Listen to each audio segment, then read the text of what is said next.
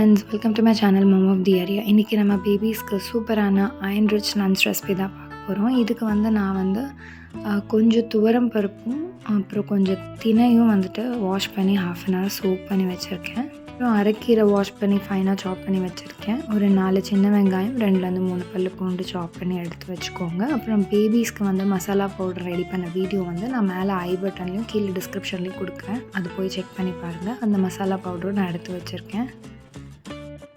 இப்போது குக்கர் வச்சுட்டு அதில் கொஞ்சோண்டு கோகனட் ஆயில் ஆட் பண்ணிவிட்டு கடுகு, சோம்பு, ஜீரகம் கொஞ்சம் ஆட் பண்ணிக்கலாம்.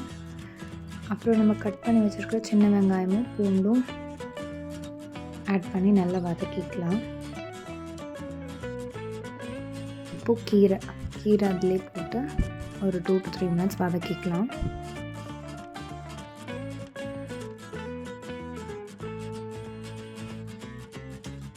ஒரு பிஞ்ச் மஞ்சள் தூள் ஆட் பண்ணிக்கலாம்.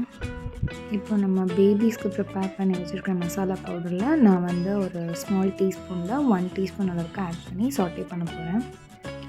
3 minutes இந்த கீரையோடு சேர்த்து நல்லா வதக்கிட்டு நம்ம சோக் பண்ணி வச்சுருக்கிற தினையும் பருப்பையும் இதில் ஆட் பண்ண போகிறோம். ரெண்டுத்தையும் இதில் ஆட் பண்ணிக்கலாம். ஒரு 2 minutes நல்லா மிக்ஸ் பண்ணிவிட்டு இதுக்கு தேவையான அளவுக்கு தண்ணி ஆட் பண்ணிக்கலாம்.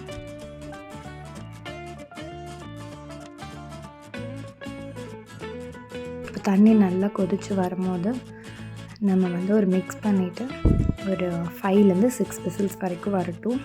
நல்லா குக் ஆனதுக்கப்புறம் மேஷ் பண்ணி பேபிஸ்க்கு சர்வ் பண்ண போகிறோம்.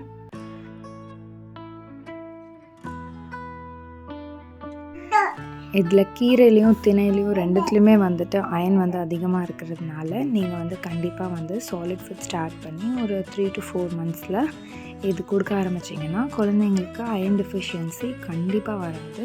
ஈஸியான ரெசிபி, டேஸ்ட்டாகவும் இருக்கும். கண்டிப்பாக ட்ரை பண்ணி பாருங்கள். பாய்.